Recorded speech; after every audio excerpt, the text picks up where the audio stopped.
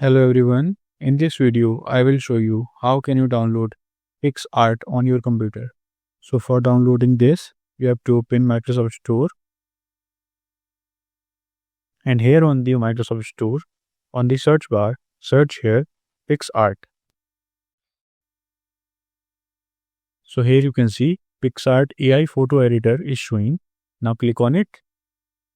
Now click on Get to download this app. So here you can see it is going to download. So this will take a few seconds according to your internet speed to download.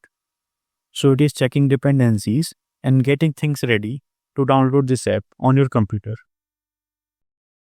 So here you can see downloading has been started.